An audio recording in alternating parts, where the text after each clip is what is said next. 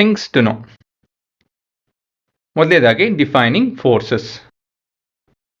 ಫೋರ್ಸಿನ definition ಹೇಳಬೇಕು ಅಂತ ಹೇಳಿದ್ರೆ ಡೈರೆಕ್ಟ್ ಡೆಫಿನೇಷನ್ ಇಲ್ಲ, ಆದರೆ ಇಂಡೈರೆಕ್ಟ್ ಡೆಫಿನೇಷನ್ ಇದೆ. ಅದೇನು ಅಂತ ಹೇಳಿದ್ರೆ force can only be expressed by describing what happens when a force is applied to an object. ಇದು ಪುಟ್ಟು ಡೆಫಿನೇಷನು. ನಿಮ್ಮ ಟೆಕ್ಸ್ಟ್ ಬುಕ್ ಡೆಫಿನೇಷನು ಇಲ್ಲ ಅಂತ ಹೇಳಿದ್ರೆ ಎಕ್ಸಾಮ್ ಬರೆಯೋಂಥ ಡೆಫಿನೇಷನ್ ಏನು ಅಂತ ಹೇಳಿದ್ರೆ force is a push or a pull. It can cause an object at rest to move.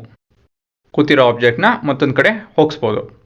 If a object is already moving it can change it speed R direction of motion. ಅದು speed ಹೆಚ್ಚು ಮಾಡ್ಬೋದು, ಕಮ್ಮಿ ಮಾಡ್ಬೋದು, ಇಲ್ಲ ಅಂತ ಹೇಳಿದ್ರೆ ಆ ಕಡೆ ಈ ಕಡೆ ಡೈರೆಕ್ಷನ್ ಚೇಂಜ್ ಮಾಡ್ಬೋದು. A force can also change a body shape R size. ದೊಡ್ಡದು ಮಾಡ್ಬೋದು, ಚಿಕ್ಕದು ಮಾಡ್ಬೋದು, ಅಗಲ ಮಾಡ್ಬೋದು. ಇದೆಲ್ಲ ಹೇಗೆ ಮಾಡ್ತೀವಿ ಅಂತ ಹೇಳಿದ್ರೆ using force. So force in direct definition ಇಲ್ಲ, ಇಂಡೈರೆಕ್ಟ್ ಡೆಫಿನೇಷನ್ ಅಂತ ಹೇಳಿ ಇದಿದೆ. How to represent a force. ಫೋರ್ಸ್ನ ಹೇಗೆ ರೆಪ್ರೆಸೆಂಟ್ ಮಾಡೋದು? ಮೊದಲನೇದಾಗಿ force is a vector quantity ಅಂತ ಹೇಳಿದ್ರೆ it has direction and magnitude. So ನಾವು ರೇ ಉಪಯೋಗಿಸ್ತೀವಿ. ರೇಯಲ್ಲಿ ಏನಿರುತ್ತೆ, it has a starting point ಮತ್ತು ಈ ಥರ ಒಂದು ಆ್ಯರೋ ಇರುತ್ತೆ, ಆ್ಯರೋ ಹೆಡ್ ಇರುತ್ತೆ. ಇದೆಷ್ಟು ಉದ್ದ ಇದೆಯೋ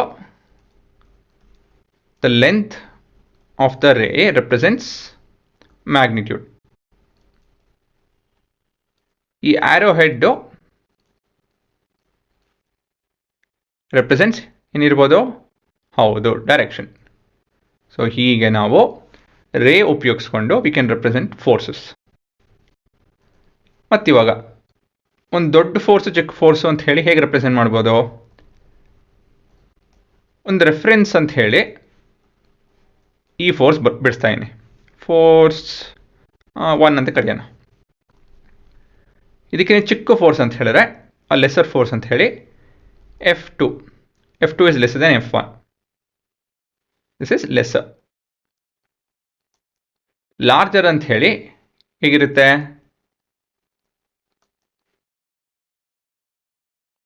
ಇದು ಲಾರ್ಜರು. ಇನ್ನು ವ್ಯತ್ಯಾಸ, ಲೆಂತಿನ ವ್ಯತ್ಯಾಸ. ಡೈರೆಕ್ಷನ್ ಒಂದೇ ಕಡೆ ಇದೆ, ಮೂರು ಫೋರ್ಸದು ಡೈರೆಕ್ಷನ್ ಒಂದೇ ಕಡೆ ಇದೆ, ಆದರೆ ಏನು ವ್ಯತ್ಯಾಸ ಬರ್ತಾ ಇದೆ ಅಂತ ಹೇಳಿದ್ರೆ ಮ್ಯಾಗ್ನಿಟ್ಯೂಡ್. ಸೊ ಈ ರೀತಿಯಲ್ಲಿ ನೀವು lesser and larger force with reference to some other force ಈ ರೀತಿಯಲ್ಲಿ ನೀವು ನೋಡಿಸ್ಬೋದು. ಸರಿನಾ ಹುಡುಗರ? ಇದು ಮೊದಲೇ ಹೇಳಿದ್ದೇನೆ, ಮತ್ತೊಂದು ಸತಿ ಹೇಳ್ತೀನಿ. ಈ ಥರ ನಂಬರ್ಗಳು ಬರೀತಿರಲ್ಲ ಅದಕ್ಕೆ ಸಬ್ಸ್ಕ್ರಿಪ್ಟ್ ಅಂತ ಹೇಳ್ತಾರೆ. ಇವಾಗ ನಾನು ಇಲ್ಲಿ ಲೆಸರ್ ಅಂತ ಬರಿಬೋದು, ಫೋರ್ಸ್ ವಿಚ್ ಇಸ್ ಲಾರ್ಜರ್ ಅಂತ ಹೇಳಿ ಬರಿಬೋದು. ಇದಕ್ಕೆ ನಾವು ಸಬ್ಸ್ಕ್ರಿಪ್ಟ್ ಅಂತ ಹೇಳ್ತೀವಿ, ಸಬ್ಸ್ಕ್ರಿಪ್ಟ್. ಇದೆಲ್ಲ ತುಂಬ ಕಡೆ ಉಪಯೋಗಿಸ್ತೀವಿ, ಹಾಗಾಗಿ ಫೋರ್ಸಿನ ಬಗ್ಗೆ ಮಾತಾಡಿದಾಗ ಇದನ್ನೆಲ್ಲ ಉಪಯೋಗಿಸ್ತೀವಿ, ಇದೆಲ್ಲ ಗೊತ್ತಿರಬೇಕು. ಮಲ್ಟಿಪಲ್ ಫೋರ್ಸ್ ಅಂತ ಹೇಳಿದ್ರೆ ಒಂದು ಆಬ್ಜೆಕ್ಟ್ ಮೇಲೆ ಹಲವಾರು ಫೋರ್ಸ್ ಆ್ಯಕ್ಟ್ ಮಾಡ್ತಾ ಇರ್ಬೋದು.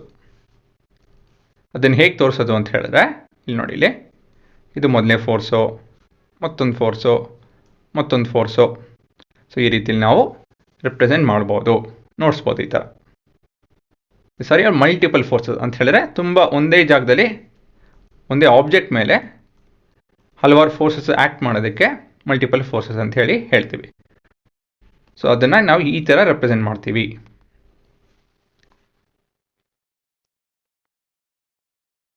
ಸಪೋರ್ಟ್ ಫೋರ್ಸ್ ಮತ್ತು ನಾರ್ಮಲ್ ಫೋರ್ಸ್. ಸಪೋರ್ಟ್ ಫೋರ್ಸ್ ಅಂತ ಹೇಳಿದ್ರೆ ಏನು? ಸಪೋರ್ಟ್ ಫೋರ್ಸ್ ಅಂತ ಹೇಳಿದ್ರೆ ಈ ರೀತಿಯಲ್ಲಿ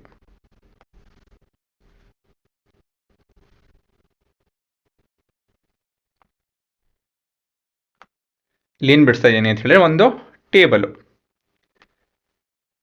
ಈ ಟೇಬಲ್ ಮೇಲೆ ಒಂದು ಪುಸ್ತಕ ಇಟ್ಟಿದ್ದೀನಿ.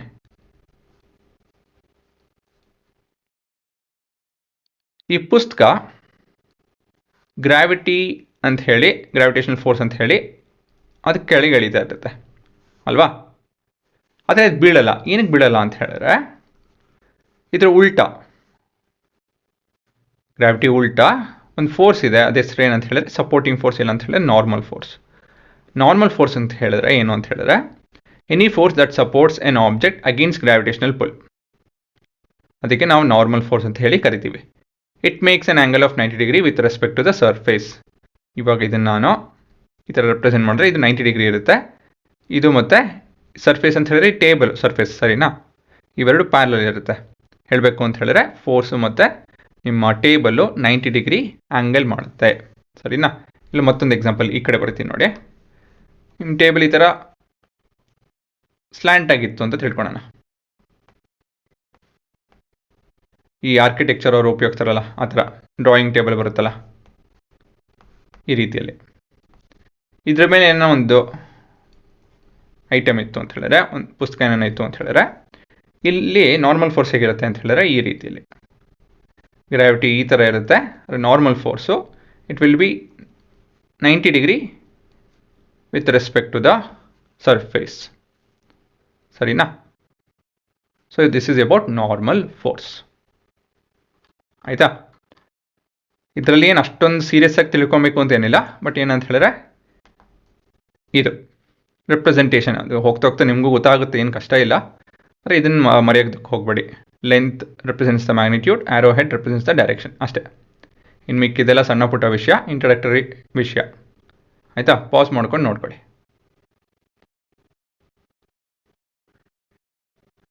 ಮತ್ತಿದೊಂದು ಸಬ್ಸ್ಕ್ರಿಪ್ಟ್ ಅಂತ ಹೇಳಿ ಏನದು ಅಂತ ಹೇಳಿ ಅರ್ಥ ಮಾಡ್ಕೊಳ್ಳಿ. ಸಬ್ಸ್ಕ್ರಿಪ್ಟ್